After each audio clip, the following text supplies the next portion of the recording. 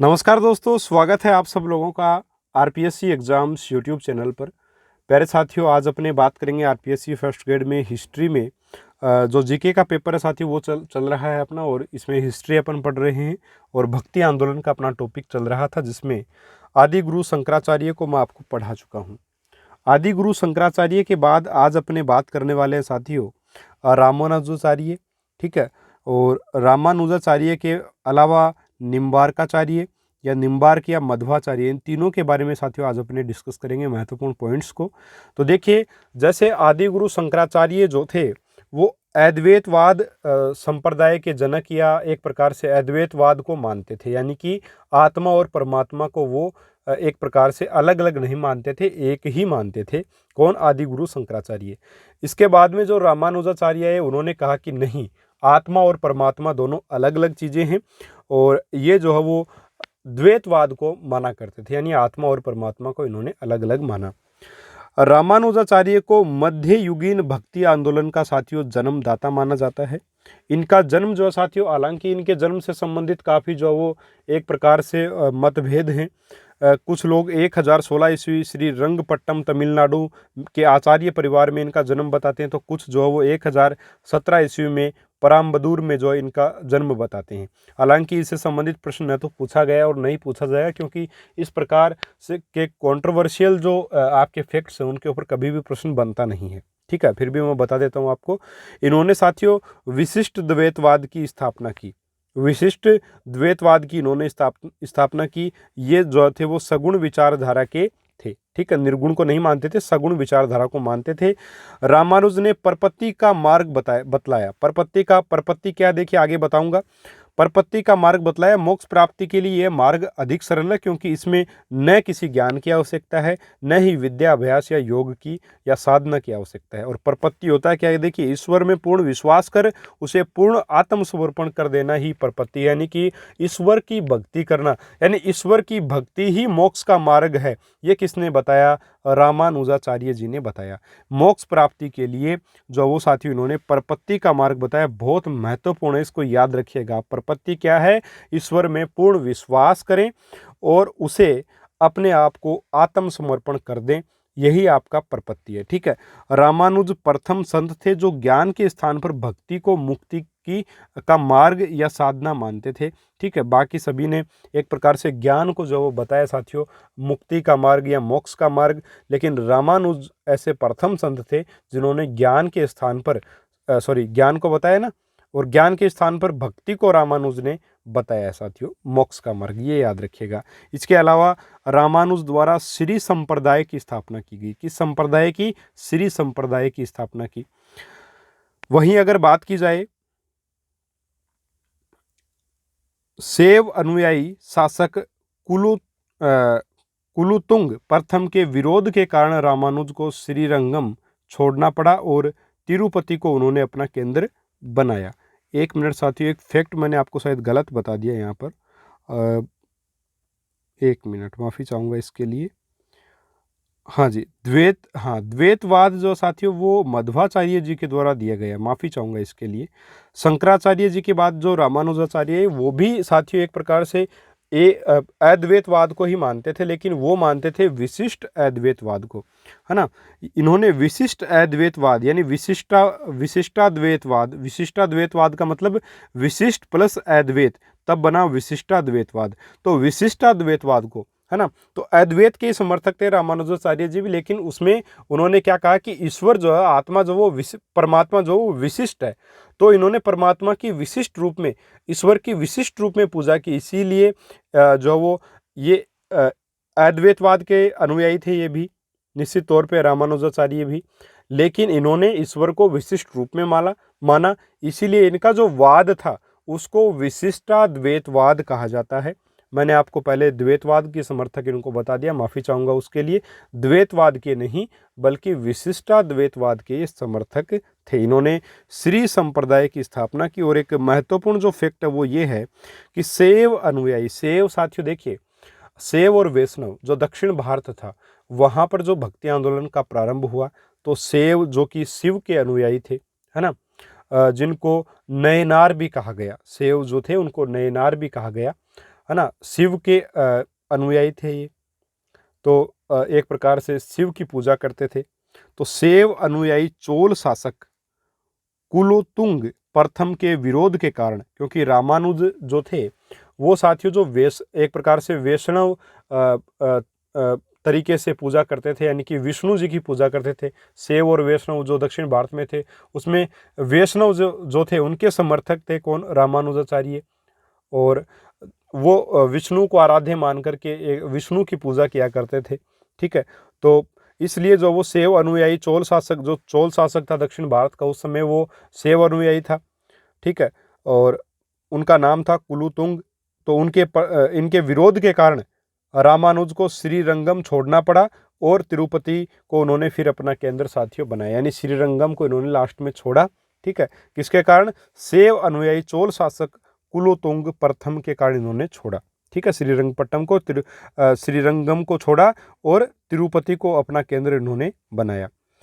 रामानुजाचार्य के द्वारा जो 5 ग्रंथ एक प्रकार से रचे गए वो हैं वेदांत सारम, वेदांत संग्रहम, वेदांत दीपक, भगवत गीता टीका और भगवत सूत्र की टीका, जो श्री भाष्य के नाम से अधिक प्रसिद्ध है। ठीक है, तो याद रखिएगा इनमें जो महत्वपूर्ण पॉइंट्स हैं वो ये है साथियों कि रामानुज ने परपत्ति का मार्ग एक प्रकार से मोक्ष के लिए बताया, ये महत्वपूर्ण है। दूसरा, प्रथम संत थे जो ज्ञान के स्थान पर भक्ति को मुक्ति का मार्ग बताते थे, और श्री संप्रदाय की इन्होंने स्थापना की, है महत्वपूर्ण है। दूसरा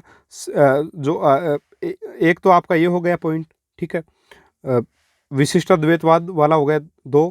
तीसरा आपका प्रथम संत है जो ज्ञान के स्थान पर भक्ति को मुक्ति का मार्ग बताया इन्होंने, और चौथा इन्होंने श्री संप्रदाय की स्थापना की। और जो 5वां जो महत्वपूर्ण पॉइंट आपको याद रखना है वो ये है कि जो रामानुजाचार्य थे वो एक प्रकार से वैष्णव, है ना, वैष्णव धर्म के आप मान सकते हैं अनुयायी थे। तो शैव धर्म के जो लोग थे, शैव जो शिव की पूजा किया करते थे, उनके अनुयायी थे कौन, चोल शासक कुलुतुग। और कुलुतुग ने जो है वो साथियों, कुलुतुग प्रथम ने जो वो विरोध किया रामानुजाचार्य का, और इन्हीं के विरोध के कारण इन्होंने अपनी जन्मभूमि श्रीरंगम को छोड़ करके तिरुपति फिर ये चले गए थे। ठीक है, वहाँ पर तिरुपति को इन्होंने बाद में अपना केंद्र बनाया। तो केवल यही बातें रामानुजाचार्य में अगर आप याद रख लेते हैं तो बहुत है, इसके अलावा कुछ नहीं पढ़ने की आवश्यकता आपको इसमें रामानुजाचार्य में। तो उम्मीद है साथियों आपको बहुत अच्छे से सारी बातें समझ में आ गई होंगी। देखिए बहुत ज़्यादा मेहनत लगती है इस प्रकार के जो पॉइंट्स हैं वो निकालने में, क्योंकि ढेर सारा मैटर लिखा हुआ है, उसमें से जब छांट के निकालते हैं तब बड़ा समय लगता है साथियों। काफ़ी समय बाद ये वीडियो मैं डाल रहा हूँ, क्योंकि देखिए रीट का कोर्स ऑनलाइन हमने लॉन्च कर रखा है, उसके ऊपर डेली वीडियोस डालने पड़ते हैं, बनाने पड़ते हैं, इस वजह से समय नहीं मिल पाता। लेकिन अब कोशिश करूँगा कि एक दो दिन में आपको फर्स्ट ग्रेड का भी जो वो साथियों वीडियो अवेलेबल करवाऊँ। मैं भी चाहता हूँ कि आपको पढ़ाऊँ, आराम से लगातार पढ़ाऊँ, लेकिन बीच में छोटे भाई की शादी आ गई थी, है ना, तो अब काम वगैरह सारा शादी का समाप्त हुआ, तो उसके बाद में अब से स्टार्ट हम लोग कर रहे हैं दोबारा से। ठीक है, और माफ़ी चाहूँगा थोड़ा सा लंबा इंतज़ार आपको करना पड़ा। चलिए बात करते हैं निम्बार्क की, जो 12वीं सदी में जिनका जन्म माना जाता है। और देखिए याद रखिएगा जो भक्ति आंदोलन में जो आपके जो प्राचीन संत थे, आदि गुरु शंकराचार्य, चाहे रामानुजाचार्य हों, है ना, निम्बार्क हों, इनके जन्म से संबंधित देखिए काफ़ी सारे मतभेद हैं, इसलिए इनके जन्म से संबंधित प्रश्न तो बनता ही नहीं है। ठीक है, ये आप ध्यान में रखें। तो रामानुज ने विष्णु भगवान को एक प्रकार से आराध्य मान करके, या फिर रामानुज ने विष्णु भगवान की आराधना का प्रचार किया, तो निम्बार्क ने जो साथियों कृष्ण भक्ति का प्रचार किया। भाई रामानुजाचार्य मैंने आपको बताया कि वैष्णव धर्म के अनुयायी, यानी कि विष्णु भगवान की पूजा करने वालों, विष्णु भगवान की पूजा या आराधना इन्होंने की थी, या विष्णु भगवान की आराधना का प्रचार इन्होंने किया था, जो कि वैष्णवों का कार्य था। इसीलिए शैव शासक इनसे एक प्रकार से नाराज था, और उसी नाराजगी के कारण फिर श्रीरंगम इन्होंने छोड़ा और तिरुपति को केंद्र बनाया, इसने रामानुजाचार्य ने। निम्बार्क जो थे साथियों वो कृष्ण भक्ति, एक प्रकार से कृष्ण भक्ति का प्रचार इन्होंने साथियों किया, जो कि विष्णु के ही रूप है, सीधी सी बात है। निम्बार्क का जन्म कर्नाटक बेलारी में एक ब्राह्मण परिवार में हुआ था। निम्बार्क मध्य मार्गी थे, अर्थात वे द्वैतवाद को भी मानते थे और अद्वैतवाद को भी मानते थे। इसीलिए साथियों द्वैत प्लस अद्वैत मिलके बना द्वैताद्वैतवाद। तो निम्बार्क ने सिद्धांत दिया द्वैताद्वैतवाद, जिसको भेदा भेदवाद भी कहा जाता है। ठीक है, निम्बार्क प्रथम संत थे जिन्होंने कृष्ण के साथ साथ राधा की भक्ति पर भी जोर दिया। ये बहुत महत्वपूर्ण पॉइंट है, याद रखिएगा इसको। तो द्वैताद्वैतवाद, एक तो ये महत्वपूर्ण बात है। दूसरा, प्रथम संत थे जिन्होंने कृष्ण के साथ राधा की भक्ति पर भी जोर दिया। इसके अलावा इनके मत को सनक संप्रदाय भी कहा जाता है। और राजस्थान में निम्बार्क पीठ जो है वो साथियों सलेमाबाद अजमेर में स्थित है। ठीक है, निम्बार्क को साथियों अगर आप याद रखना चाहें तो मैं लिख देता हूँ, इन्हें शेष नाग का अवतार माना जाता है। इन्हें शेष नाग, ठीक है, शेष नाग का अवतार माना जाता है। ठीक है, आप ये भी याद रख सकते हैं। हालांकि ऐसे प्रश्न बनते नहीं हैं साथियों, जो महत्वपूर्ण पॉइंट्स थे वो यही थे जो मैंने आपको बता दिए हैं। ठीक है, आगे बात करते हैं अपने मध्वाचार्य का। मध्वाचार्य जो थे, है ना, ये साथियों द्वैतवाद के समर्थक थे। मध्वाचार्य का जन्म 1197 ईस्वी में कन्नड़ जिले के उडुपी नगर के एक ब्राह्मण परिवार में हुआ था। सगुण धारा को मानते थे। इन्होंने विष्णु की प्रतिष्ठा की या आराधना की। वे अद्वैत के स्थान पे द्वैतवाद में विश्वास रखते थे। मध्वाचार्य का सिद्धांत द्वैतवाद कहलाता है, जो रामानुज के सिद्धांत से काफ़ी मिलता जुलता है। हालांकि रामानुज का जो सिद्धांत है वो विशिष्टाद्वैतवाद है, जबकि मध्वाचार्य ने जो है वो द्वैतवाद का सिद्धांत दिया। ईश्वर प्राप्ति केवल भक्ति से ही हो सकती है। इसके लिए निष्काम कर्म, उचित गुरु का मार्गदर्शन और ईश्वर की उपासना आवश्यक है। तो साथियों, जैसे रामानुजाचार्य प्रथम संत थे जिन्होंने ज्ञान के स्थान पर भक्ति को मोक्ष का मार्ग बताया, और मध्वाचार्य जी ने भी जो है वो रामानुजाचार्य जी की तरह ही भक्ति को ही जो है वो साथियों मोक्ष का मार्ग बताया। और इसके लिए उन्होंने कहा कि निष्काम कर्म, उचित गुरु का मार्गदर्शन और ईश्वर की उपासना आवश्यक है इसके लिए। ठीक है, मध्वाचार्य जी ने ब्रह्म संप्रदाय की स्थापना की, बहुत महत्वपूर्ण पॉइंट है। रामानुजाचार्य जी ने श्री संप्रदाय की स्थापना की, और निम्बार्क ने सनक संप्रदाय की। मध्वाचार्य जी ने ब्रह्म संप्रदाय की स्थापना की। इन्हें पूर्ण प्रज्ञ, अब इनकी उपाधियां बड़ी महत्वपूर्ण मध्वाचार्य जी की, इन्हें पूर्ण प्रज्ञ, आनंद तीर्थ, वायु का अवतार भी कहा जाता है। ठीक है, इनका दर्शन भगवत पुराण पर साथियों आधारित है। मध्वाचार्य के अनुसार दो प्रकार के लोग मोक्ष प्राप्त नहीं कर सकते। एक तो नित्य संसारी, यानी कि अपने नित्य संसारी यानी कि एक प्रकार से संसार के मोह माया में व्यस्त रहने वाले। एक तमो योग्य, तमोगुणी जो व्यक्ति होते हैं, है ना, मांस मदिरा का भक्षण करने वाले लोग, ये कभी भी एक प्रकार से इनके अनुसार जो है वो मोक्ष प्राप्त नहीं कर सकते।